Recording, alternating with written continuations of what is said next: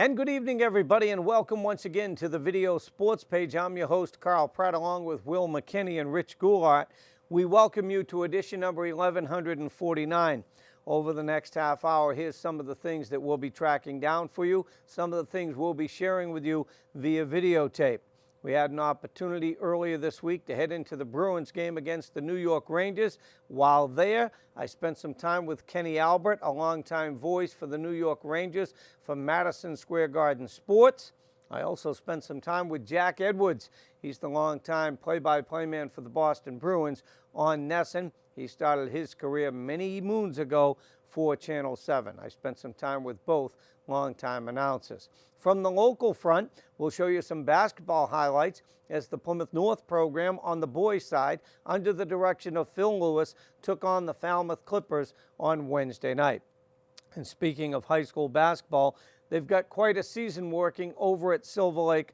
On the boys' side, they're under the direction of DONOVAN, a first-year head coach there. Silver Lake went up against DUXBURY on Wednesday, came away with a convincing victory at home. It was senior night. I also had an opportunity to spend some time with the first-year coach following his team's very impressive victory. But right off the top, let's call on our guys behind the scenes. We're going to share with you the interview I had with Kenny Albert. Now, if you know sports broadcasting, you know the name Albert is very, very popular. His dad, of course, is Marv Albert. He's got an uncle, Steve Albert, and another brother who's also involved in professional broadcasting. Kenny Albert was kind enough to give us time in between periods 2 and 3 as we snuck inside the broadcast booth for Madison Square Garden Sports. Okay, let's continue with this week's edition of the Video Sports page. I've got a special guest. It comes from a long list of broadcasters from the Albert family. We've talked to his dad in the past, and we're not talking about the guy from Green Acres. We're talking about Kenny Albert, one of the voices of the Rangers. Appreciate your time. No problem, Carl. Talk, if we can, about you living out a dream like the rest of your family. Well, it really is. Grew up around sportscasting. You mentioned my father, 2 uncles, Al and Steve, in the business as well, and it's really all I ever wanted to do, and did some broadcasting throughout school and did some sports writing as well, and all of a sudden it's 2 decades, 17 years with the Rangers, and hard to believe 19 years with Fox. Yeah, let's talk, if we can, though, being part of a major market. You're not just like, for the lack of a better term, working in Wisconsin or working in Maine. Right. People know who you are. Well, it's a lot of fun. It's a lot of work, as you know, and I started out doing minor league hockey down in Baltimore, rode the buses with the Baltimore Skipjacks for 2 years, and that was a great experience. And now up in New York for the last 17 years, I have a great partner in Dave Maloney, the former captain of the Rangers, so it's been a lot of fun, like I said. Let's talk, if we can, about having the best seat in the house every night. Do you pinch yourself sometimes and saying, hey, it's not just my dad, it's not my uncles, it's not my brothers, it's me too? Yeah, no, I do. I've been very fortunate with both Fox and the Rangers to have, as you said, the best seat in the house for a number of big sporting events, and I do pinch myself once in a while. Talk about when you first broke in the business, even though I'm sure tagging along with your dad at times you met players, but as you got older and doing your own thing, that first bigger-than-life figure, when you first broke in and you said, wow, there's so-and-so. Right, I did tag along a lot and kind of learned via osmosis, but when I started doing minor league hockey and I was around these guys, they were all similar age to me, and they wanted to reach the next level as well, and then started doing the NFL games in '94, and thinking back, to the amount of athletes and coaches that I've been fortunate to be around through the years, it's been a lifelong dream. Yeah, let's talk, if we can. If I said, Kenny, I want you to come to my house for a cookout this summer and bring 3 people in sports that a lot of my friends will enjoy being with, who would you bring? Wow, I think I always tell people the most down-to-earth superstars that I've been around have been Wayne Gretzky and Brett Favre. I wish that the average fan could see that they're just normal folks, just like you and I. If I had to pick a third, that's a tough one. But the two superstars, like I said, who were just down-to-earth guys, were Wayne Gretzky and Brett Favre. All right, so now I got to ask you, there's one microphone there, and there's one sport for you to broadcast the rest of the way. What are you going to pick? Well, I've been very fortunate to be involved in all 4, and I always tell people it's like asking what kid you like better. And fortunately, I haven't had to choose, so tough to give an answer to that question. Well, listen, this is what makes it work for me. I enjoy your work, but I enjoyed visiting with you even more, especially the fact that it's 5 minutes to go in between periods, and you gave me 4 of your last 5 minutes. We appreciate it. Well, it was fun. Thanks, Carl. You bet. All right, Kenny Albert joining us this week on the Video Sports Page. We'll continue with more, so stay with us. And as we move along with this week's edition of our program, we want to tell you, if you're not familiar with the Video Sports Page the last few months, maybe almost a year now, we come your way every Thursday night at 7:30, okay? Then we repeat our program on Sunday nights at 10 o'clock. Now at 7:30 on Sunday nights, we have what we call Flashback. We have an opportunity to look back at one of our many episodes. We started, of course, April 4th, 1989, a chance to look back and maybe see some youngsters who are now coaches or are now parents and so forth. There you see our graphic put up by our guys behind the scenes, our production assistants. 7:30 on Sunday, we call it Flashback. All right, let's talk right now, if we can, about some high school basketball, more specifically talking about the girls from Duxbury who rolled up a very impressive victory against Silver Lake. That took place on Wednesday night. 3 different players scored in double figures as Duxbury continues to roll along. They're 16-1 overall, and in Patriot League action, Duxbury has a record of 12-0. Well, on Wednesday night at the Hank Rogers Gymnasium on the campus of the brand new Plymouth North High School, the Eagles, under the direction of Phil Lewis, took on a pesky Falmouth team. Early in the first half, the advantage went to the Eagles, but it was Falmouth who eked out a 1-point victory in the Hank Rogers Gymnasium. The Eagles did get one last crack at it right at the buzzer, but unfortunately the ball rattled off the rim and didn't fall in. But we do have an opportunity to call on our guys once again, Rich and Will. We'll show you some of the highlights as the Eagles played host to Falmouth.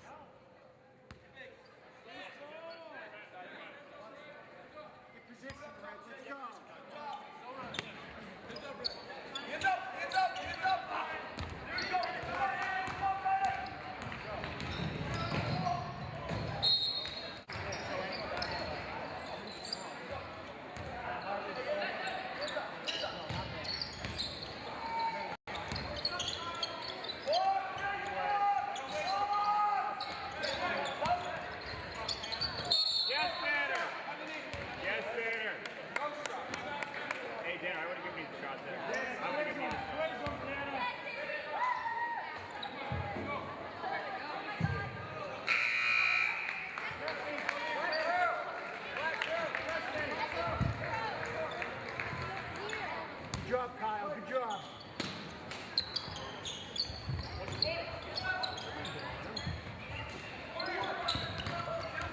Don't keep in position.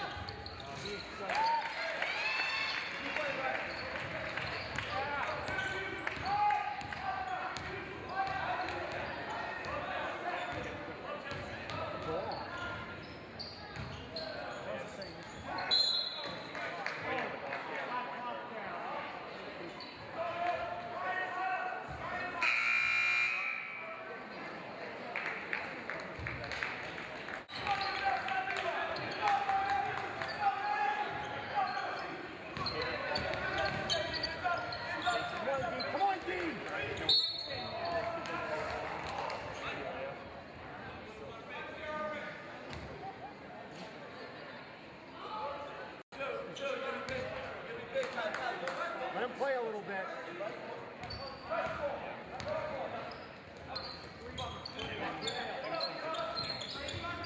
Step over.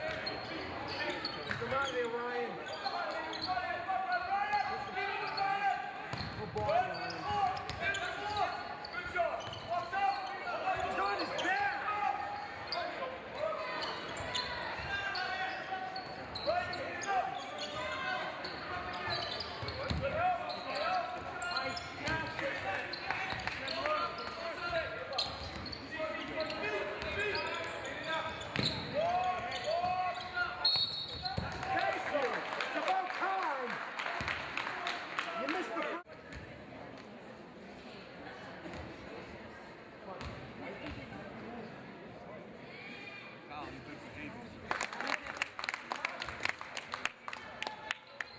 Time ago. How do you know that too? He's making fun of me. when he was a teacher here. Not here, but this.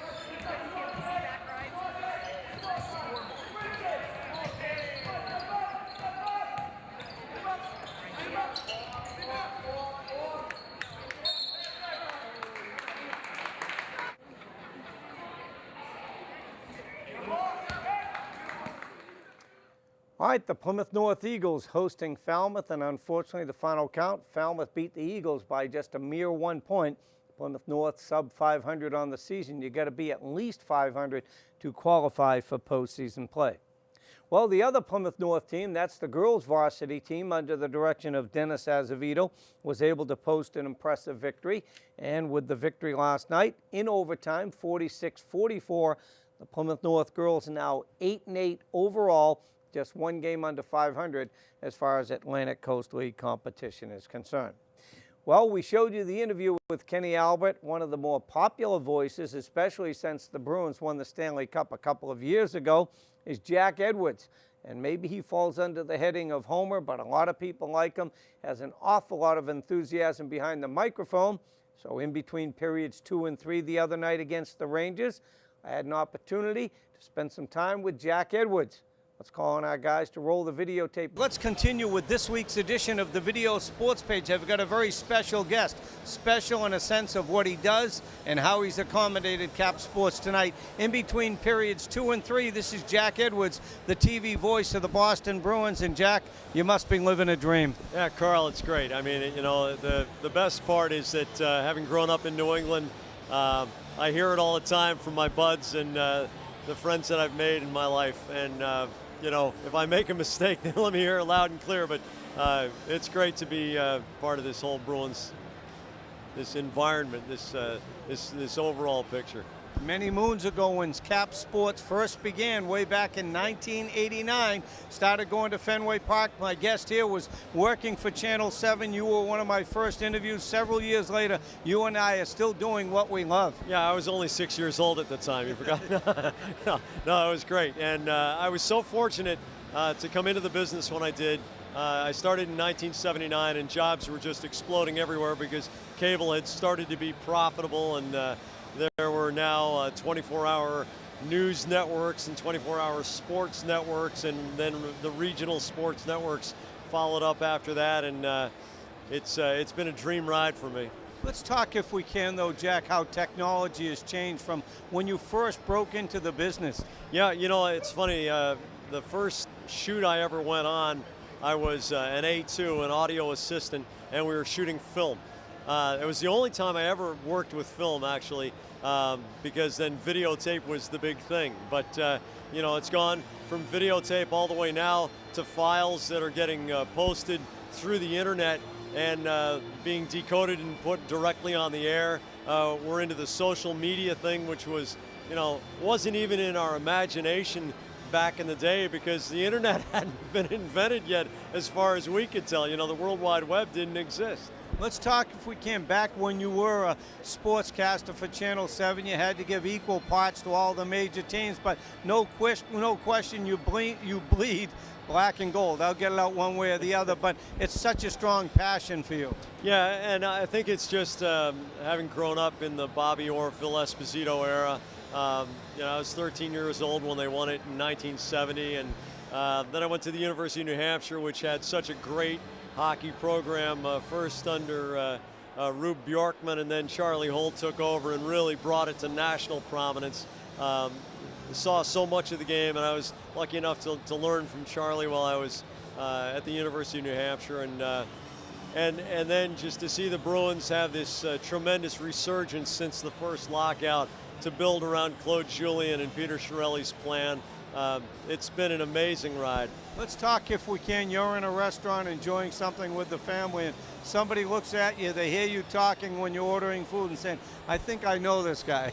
Yeah, but you know, I never mind it. One of the really cool things is that Bruins fans are always so polite, and you know, I never mind being interrupted, if you could even call it that, because those people put the roof over my head. You know, I mean, if Bruins fans aren't watching, then you know, we mean nothing to them, and that we mean something is incredibly gratifying. I think I know the answer, but I got to ask you, once you really got into the business, being a big hockey fan, who was that first bigger-than-life figure that you had an opportunity to spend some time with or brush shoulders with, and you looked twice and you said, wow, that's so-and-so? Yeah, you know, it was really when I was first covering the NHL, and I got to talk to Wayne Gretzky, and he didn't know me from Adam, but he was as thoughtful in every answer he gave to me as he was with the guys who work for CBC or the National Post in Canada. And that says something about him and his character, and it's something that you find throughout this game, from a fourth line left wing all the way up to the biggest superstar, a guy like Crosby. They treat people the way they want to be treated, and that's something that's so beautiful about hockey. Just a little story that when I was at ESPN, we did one of those Sunday morning conversations with Gretzky right after he had set the scoring record. And it just so happened that the LA Kings were in Edmonton where we were doing the interview. And the Oilers and Kings had played the night before. Gretzky was a couple of minutes late for our appointment for our interview. And all of a sudden room service shows up with donuts and coffee and tea. And we said, like, we didn't order this. And the waiter said, no, Mr. Gretzky apologizes for being a couple of minutes late, but he wanted you to have this. And it's all you need to know about the guy. That certainly speaks volumes. Okay, lastly, I got to ask you, I'm going to invite you to my house for a little barbecue this coming summer. And I'm going to say, bring 3 hockey guys that we can have fun, me and my friends, and just enjoy their conversation, their spirit. Who would you bring along in your car? 3 off the Bruins roster, well, or three anybody. 3 hockey you guys? Said, here, you guys are going to enjoy this. All right, my 3 hockey guys would be, I think I would go with Cam Neely,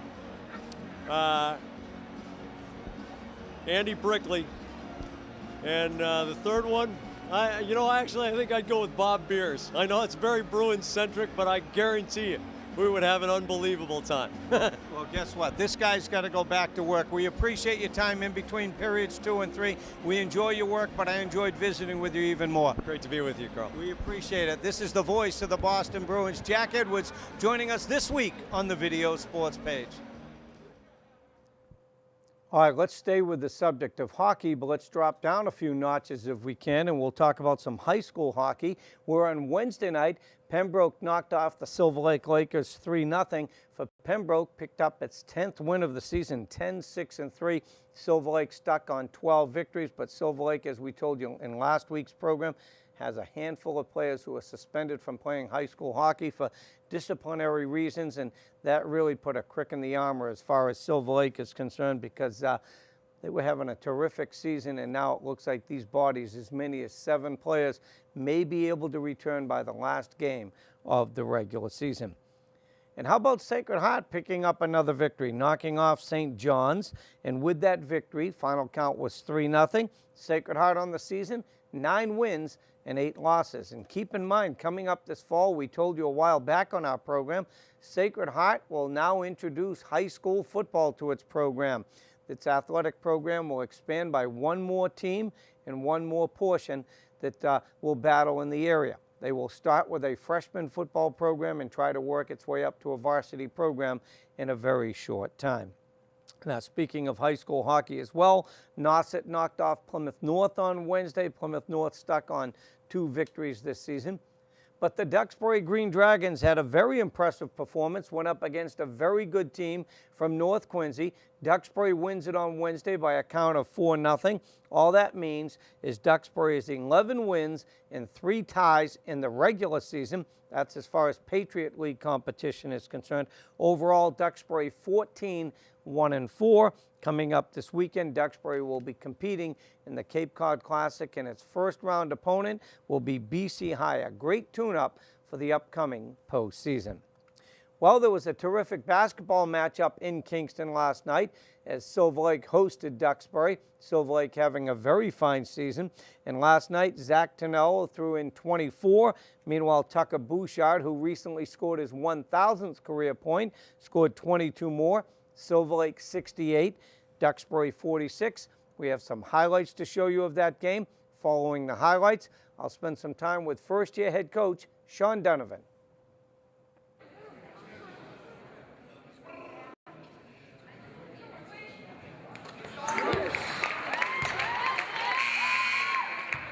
Can we have that a little louder, please? If he makes it nice and loud. Loud, swoosh. Be loud and Go swoosh, there it is. swoosh, there it is. Swoosh, there it is.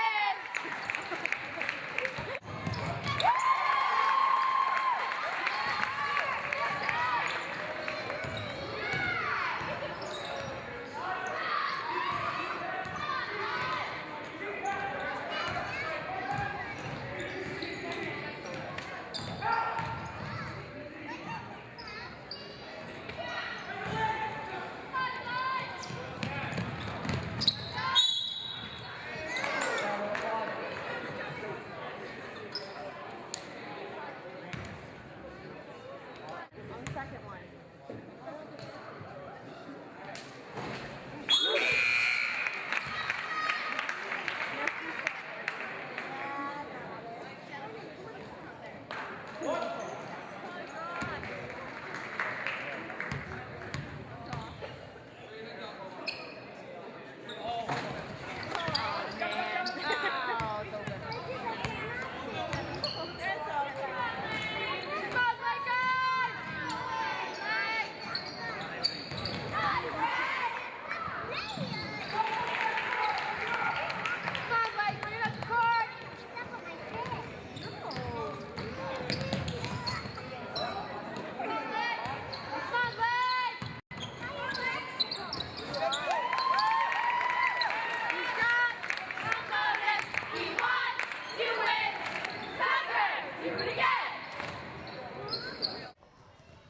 Well, we just showed you some highlights as the Silver Lake Lakers on senior night had an impressive victory here at home, knocking off the Duxbury Green Dragons. Now I'm pleased to be joined by the first-year head coach of the Lakers. This is Sean Donovan, and you got to be all smiles these days. Yeah, we're playing well, and we kind of had a good turnaround there towards the middle of the season.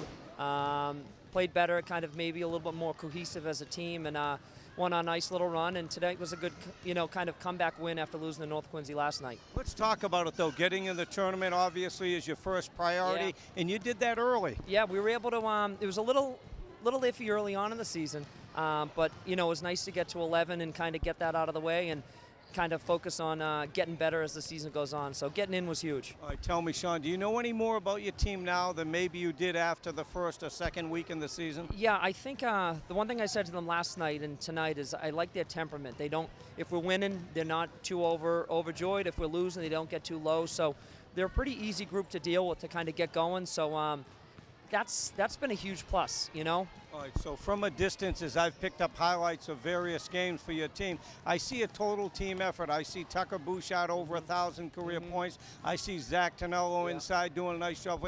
Talk about a few of your players. So Tucker and Zach kind of run the show offensively. Tucker can, if a play breaks down, he can take the ball and take his guy one-on-one. Zach's a tough matchup because he can shoot the three. He can play down low. He prefers outside, but he'll play down low if he has to. Tanner Bouchard on the wing is tough. Can take it to the basket. Josh O'Neill does a good job controlling tempo. And then we kind of go a combination of Nick Dwyer if we need some size, Pat Cotter if we need some speed, Dan Finn if we need some speed, Matt Tringali. Tonight, senior night, we got everybody in, so that was huge. It doesn't always happen, which is unfortunate, but it was a good win tonight to get everybody involved. And let's talk, if we can, about this basketball team. Was there a certain point in the year where you thought, hey, we might have something special because things are starting to really come together? Yeah, it was. We had lost 3 in a row, and our last loss, I think, was to Scituate. And we got beat 3 in a row. It was Quincy, Whitman-Hanson, Scituate, some combination. And we kind of decided we had to play smarter. We had to slow things down, get better defensively. I mean, we score a bunch, but we give up a lot of points, so in some ways it can kind of be fun, but in some ways it's a little nerve-wracking when you're putting up 70, but the other team's putting up 64. So we tried to focus a little more defensively. We can still score, but I think we put some new defenses in, which I think helped. All Well, as you can tell from our graphic, this week on the Video Sports page, I'm pleased to be joined by head coach Sean Donovan. He's the first-year basketball coach for the Silver Lake boys. I got to ask you, I talked about Bouchard and we talked about Tonello and so forth. How about one kid on this team that has pushed you for more time, that maybe at the beginning of the year you thought he's really not going to be in the mix, he might get the garbage time, but every time you looked up, he was doing something? Yeah, it's kind of like three guys, actually. It's Dan Finn, Matt Tringali, and Nick Dwyer, three juniors that I kind of rotate through. You know, they might get 4 minutes, it might be 8 minutes, but they've showed some stuff. They showed that they can get in a close game, and I can have confidence in putting them in. So those three guys along, you know, Pat Carter's kind of been pretty consistent too. So, you know, I thought we'd only be able to go 6 deep at the beginning of the year, which is what we were doing. And I'm sure that's the other thing too defensively. I think our guys probably get tired. There's 5 or 6 that play a lot. But these guys playing better allow me to go to the bench a little bit more. Well, let me ask you, with different coaches coming in and you being a first-year coach, at what point in the season were they playing Sean Donovan basketball, starting to get it, if you know what I mean? So it's funny because it was the first game of the season we put up, I think, 86. And I loved it. You know, I like to press, I like to run, and I thought that would, you know, we'd kind of be going. So I thought that would be it. But then it was inconsistent from there. And I think I realized that we didn't need to play as fast because I got some kids that can run sets. And so I don't know, you know, what the brand would be. I like to play fast, but these guys have kind of shown me that you don't always have to. You know, you can run and run some plays, and they've adapted pretty well. They pick things up quickly. Awesome. All right, so before I let you sneak away, why don't you characterize this team? And what I mean that is, like, what are they like on the bus? Is it a quiet, confident group? Are they kids that love to be pranksters off the basketball court? Yeah. I mean, what would you say about this first group that you've handled? So it's been easy. I think the senior leadership has been tremendous. They follow the seniors. You know, Tucker, who's been, you know, with the program for, you know, 3 years now, almost 4. You know, again, his temperament is even. All the other guys follow that. If we're down, they don't point fingers. On the bus, they're fun on the bus. You know what I mean? They're just a real easy group to coach, and so that makes these wins that much more enjoyable. And it made the losses easy to deal with. You know, because they were ready for whatever I threw at them. All right, here's the situation. Silver Lake tonight here at home on senior night. A convincing victory against the Green Dragons of DUXBURY. But guess what? They don't have a whole lot of time to cherish this victory. They'll be right back at it on Thursday night as the 2013 season rapidly winds down and the postseason right around the corner. Sean, we appreciate your time. Thanks. Keep it rolling, and I'm sure everybody's enjoying it. Thanks, I appreciate it. You bet. Head coach Sean Donovan joining us this week on the Video Sports page. Okay, well, we're just about out of time. We'd like to thank you for yours. A big thank you goes out to Tim Ante. He filmed those interviews at the Garden. Rich Goulart and Will McKinney behind the scenes put it together here in Carver. I've been your host, Carl Pratt. Health and wisdom from the Video Sports page.